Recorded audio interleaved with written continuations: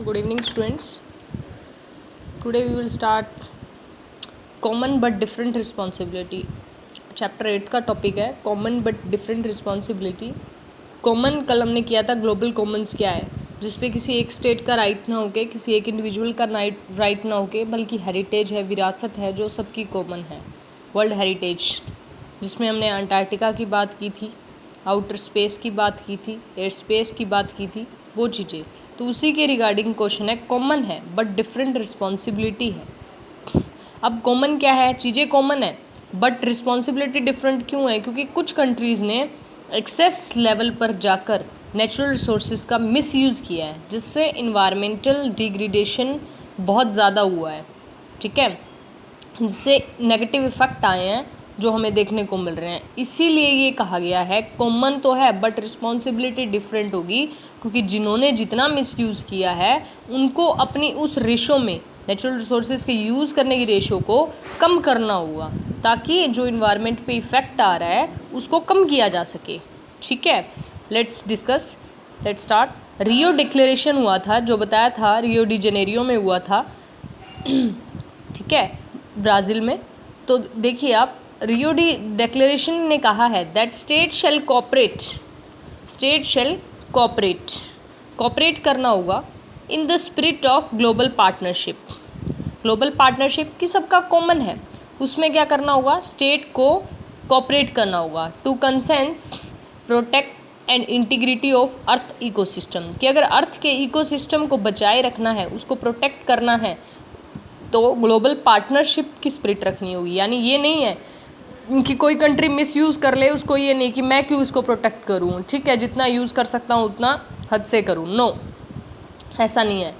तो Rio declaration से यही कहता है कि स्टेट को प्रोटेक्ट करना चाहिए, कोऑपरेट करना चाहिए, ग्लोबल पार्टनरशिप का मेथड यूज़ करना चाहिए, तभी अर्थ का जो इकोसिस्टम है उसको बैलेंस किया जा सकता है.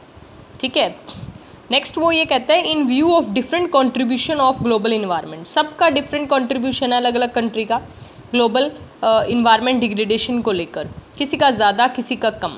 स्टेट हैव कॉमन, कहता स्टेट हैव कॉमन है, सबका कॉमन है, बट डिफरेंट रिस्पॉन्सिबिलिटी है. रिस्पॉन्सिबिलिटी डिफरेंट का मतलब आप सीधा सा समझ लिए यहाँ पे कि यूज़ तो सभी कर रहे हैं, लेकिन कोई बहुत ज़्यादा कर रहा है, कोई कम कर रहा है.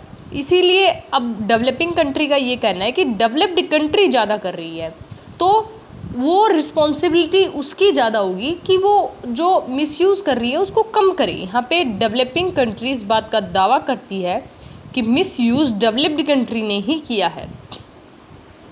देखिए, state have common but different responsibility.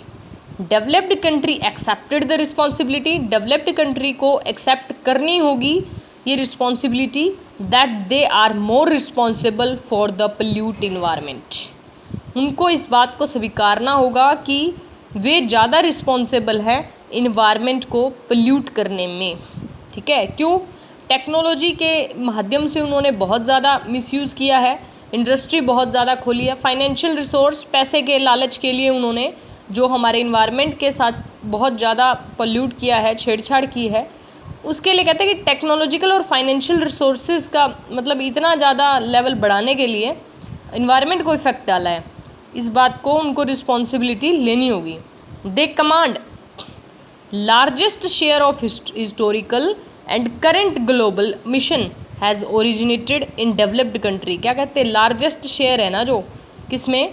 Emission gases में सबसे ज़्यादा किसका है? डेवलप्ड कंट्री का है.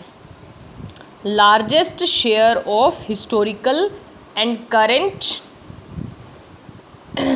largest share of historical and current global emission has originated in developed country. वो बात साफ साफ बोल रहा है, डेवलप्ड कंट्री ने emission गैस यूज़ किया है. Per capita emission in developing country are still low. कहते हैं कि देखा जाए तो इनका टीनी रोल है. कल भी मैंने बताया था आपको कि पर कैपिटा emission की जो बात है, अगर कहते हैं नापी जाए, देखा जाए तो डेवलपिंग कंट्री का भी उसमें लो है.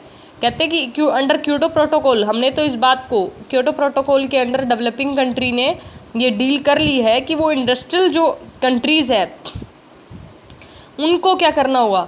To cut their greenhouse gases emission.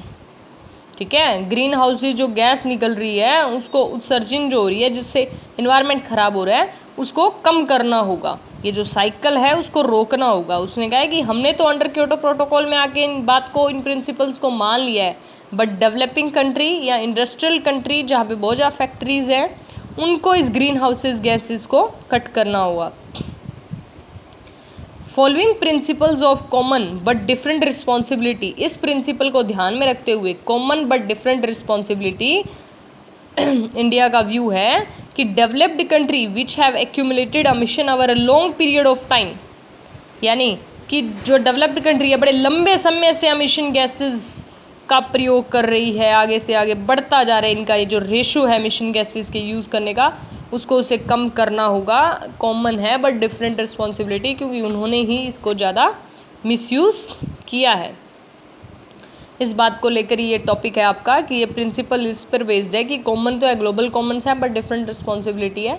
इसमें एक बात आपको समझनी है, फिर सारा आपको आंसर समझ में आ जाएगा कि डेवलपिंग कंट्री इस बात को दावा कर रही है कि डेवलप्ड कंट्री ने ही पोल्यूट किया इन्वायरमेंट, तो उसी की रिस्पॉन्सिबिलिटी बनती है कि मैं एक्सेप्ट करूँ इसको और इसके रिगार्डिंग कुछ स्टेप्स उठाऊँ। आप अपनी जो ग्रीन हाउसेस गैसेस है उसको किस तरीके से रिड्यूस किया जाए।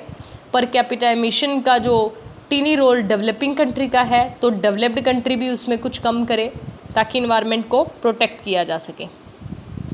तो आई होप समझ में आया होगा। कोई डाउट हो तो आप व्हाट्सएप पे मैसेज कर सकते हैं students. Thank you, have a good day.